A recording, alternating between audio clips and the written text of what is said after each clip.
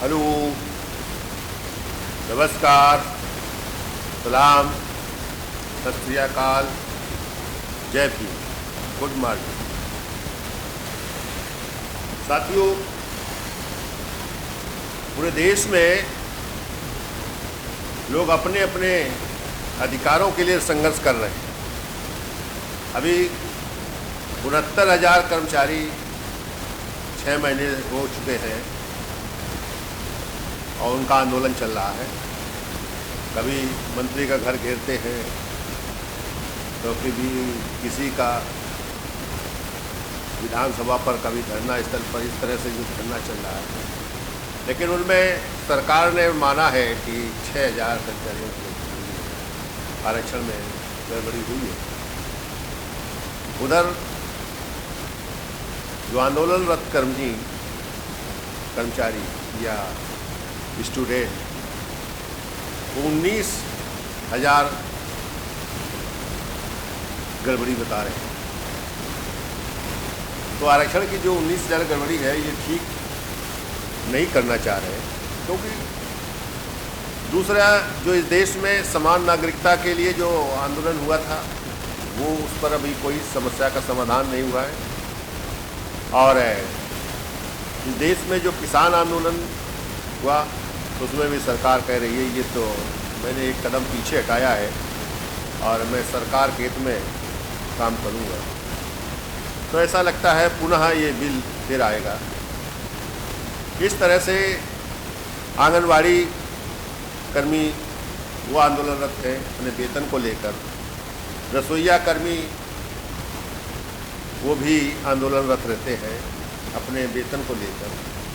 तो इसी प्रकार निगम निकाय कर्मचारी वो भी अपने वेतनों के संबंध में, और जो निगम बंद हो रहे हैं उनको सर्वाइव कराने के लिए, या जो रिटायर्ड कर्मचारी है उनकी पेंशन का सवाल खड़ा है।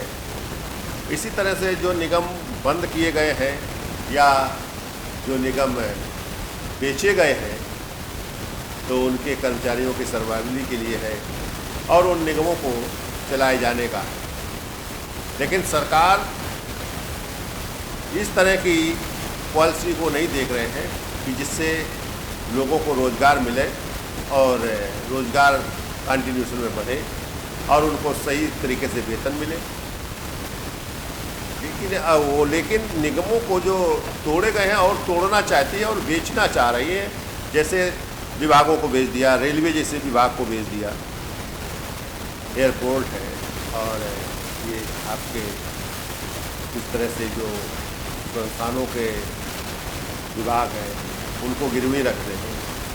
तो इस तरह से देश में केवल एम्प्लॉयमेंट को कम करना, और जबकि सरकार जब चुनाव में आती है तो नई नई घोषणाएं करती है। जैसे पिछले में सबका साथ सबका विकास, सबको रोजगार, सबको पेंशन, सबको 2 करोड़ हर वर्ष रोजगार, और जिन्हें रोजगार नहीं दे पाएंगे उनको जो ब्लैक मनी विदेशी बैंकों में जमा है उसको 100 दिन के अंदर ले आऊँगा और 15-15 लाख रुपए खाते में डालने को काम। लेकिन ये सब को जुमला ठहरा दिया। तो इस तरह की जो सरकार की पॉलिसी है वो देश के और देश में रहने वाले लोगों के हित में नहीं रहती।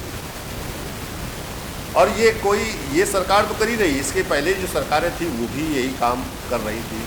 कम ज़्यादा हो सकता है, वो इसलिए हो रहा है देश में कि सरकार में जब तक नहीं पहुंचते हैं तब तक कुछ भाव दूसरा रहता है। सरकार में पहुंचने के बाद वो मालिक हो जाते हैं और वो अपने हिसाब से केवल देश को चलाने का काम करते हैं। लोगों के हकों को छीन कर अपने हकों की पूर्ति करते हैं, अपने हक बढ़ाते हैं और सबका शोषण करते हैं। ये उनकी प्रवृत्ति बन जाती है, पूरा मालिक बन के काम करते हैं। जबकि इस देश में मालिक और नौकर का सिस्टम नहीं है, ये लोकतांत्रिक व्यवस्था है। इसमें एक जो पावर है वो एक समय के लिए है, समय सुनिश्चित रहता है। लेकिन ये बात उनको समझ में नहीं आती, वो इसलिए कि इस देश के लोग भी उनके पीछे घूमते हैं उनकी जो आस्था देते हैं उसी आस्था पर रहते हैं और ये अपने विकृत सोच के तहत रहते हैं। अगर ये अपनी समस्याओं को लेकर जिस तरह से अलग अलग आंदोलन कर रहे हैं, जिस तरह अलग अलग चल रहे हैं, वो एक साथ बनावे मुहिम, सबकी समस्या को उनको दृष्टिगत रखना चाहिए, सबकी समस्या हल करने के लिए एक साथ खड़ा होना चाहिए, तो सबकी समस्या हल हो सकती है। और अलग अलग अगर हम रहेंगे तो फिर किसी भी समस्या का निदान नहीं किया जा सकता। हम केवल अपने परेशानियों को, अपने को तकलीफ़ें देते रहेंगे।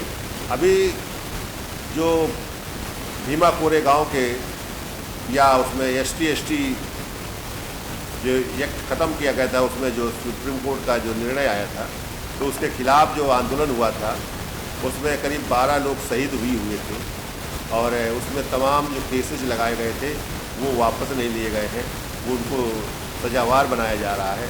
तो ये दूसरा काम कोई नहीं कर पा रहे हैं, कई लोगों की सर्विस लगी जिसको ज्वाइनिंग नहीं कर पा रहे हैं, तो इस पर भी आंदोलन चल रहा है। अगर ये सभी लोग एक साथ होकर सबकी समस्या को रखकर ये अगर लड़ाई लड़े, जैसे प्रधान है, BDC है, DDC है, जो वृद्ध है, विकलांग है, विधवा है, ये सारे लोगों की जो समस्या है सबको इकट्ठा करके एक साथ कॉल करें तो इस देश की हर समस्या का समाधान हो सकता है।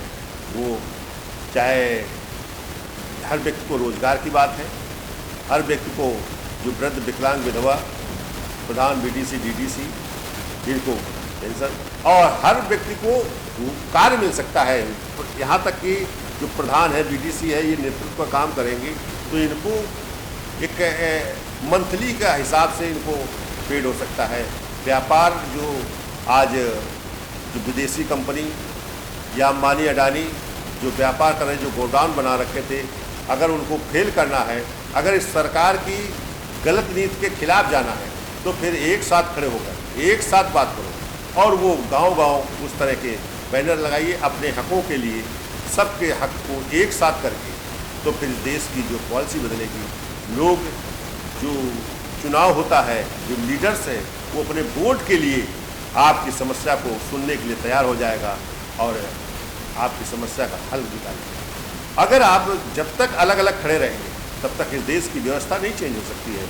इसलिए साथियों, राष्ट्रीय भागीदारी आंदोलन के साथ खड़े होंगे, राष्ट्रीय भागीदारी आंदोलन के साथ खड़े होंगे तो हर व्यक्ति को, काम करने वाले को उसमें मंथली इनकम होगी और दूसरा जो इस देश के हर व्यक्ति को रोजगार मिलेगा और हर व्यक्ति को पेंशन से जोड़ा जाएगा और इसमें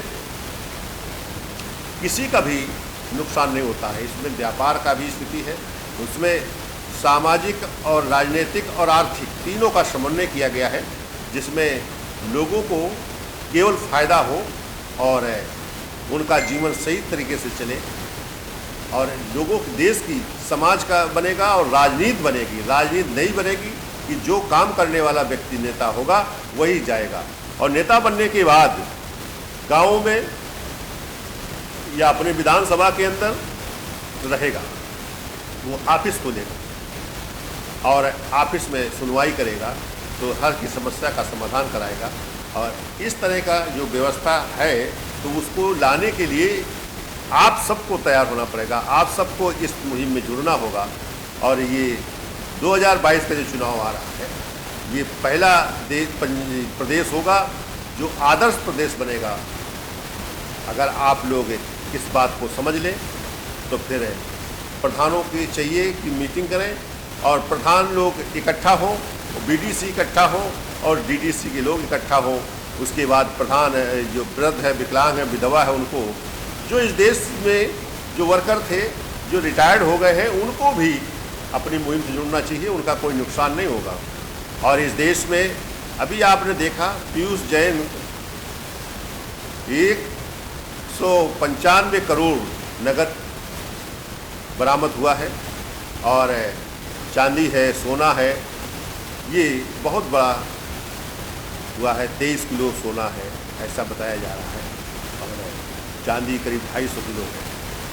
तो इस तरह के जो अपराध है, तो इन अपराध जो जब तक आप जो स्टोर करते रहेंगे, उसको चलायमान नहीं रखेंगे, तो केवल अपमान के शिकार होंगे। और आप बहुत बड़ा संपत्ति इकट्ठा किए हो, लेकिन ये आपके काम नहीं आएगी, इसमें आपको सजावार होना पड़ेगा।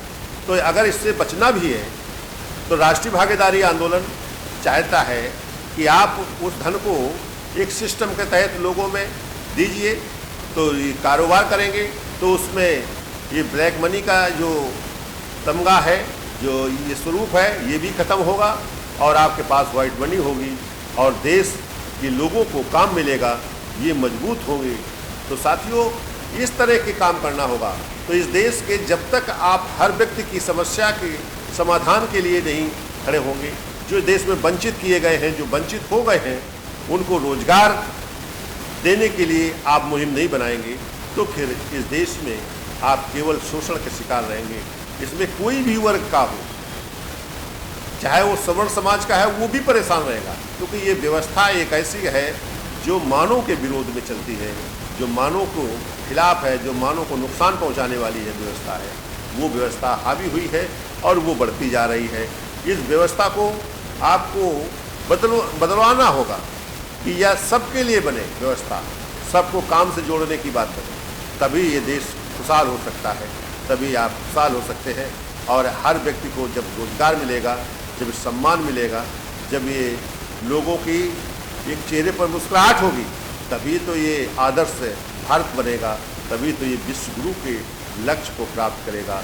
आपका जो सपना है तभी साकार होगा जब ये देश बुद्धिज्म का होगा, जब ये देश सबका होगा, भाईचारे का होगा, समता समानता बंधुत्व का भाईचारा देश होगा, तब यह देश मजबूत भारत बनेगा।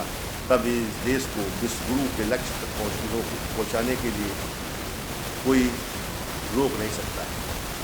तो साथियों, आपसे ये उम्मीद की जाती है कि आप इस वीडियो को इतना दूर तक फैलाइए कि लोग समझें अपनी समस्या को और अपनी समस्या को हल करने के लिए 2022 में तैयारी करें। 2022 में हर समस्या का हल निकले। ये निकल सकता है, सरकार किसी की भी बने, जब ये गांव-गांव इस तरह की बात उठेगी, जब हर व्यक्ति के मुंह में होगी, तो फिर वोट उसी तरह कास्ट होगा। क्योंकि जिन लोगों पर जुर्म हो रहा है, जिन लोगों पर समस्याएं पैदा की जा रही है, वही लोग सरकार बनाते हैं। और वो फिर सरकार अपने लिए बनाना चाहिए ना। जब सरकार के लिए सरकार की तरह बने, निष्पक्ष भाव से बने, इसमें जाति और धर्म की बात न रहे, ये बूढ़े रहे लोगों में, और वो धार्मिक आधार पर काम न करें, तो ये देश मजबूत हो सकता है, तब ये सरकार सार्थक हो सकती है। तो मैं उम्मीद करता हूँ कि सभी साथियों से अपील है कि इस वीडियो को शेयर करिए, और इतना शेयर करिए कि लगभग लोगों के पास पहुँच जाए, जिससे कि लोग समझें और अपने कार्य की तरफ निकलें। तो इसमें सभी को काम मिलेगा और सभी मजबूत पट्टी पर खड़े होंगे। मैं अपनी बात को यहीं रोकूंगा। जय भीम, जय भारत, धन्यवाद।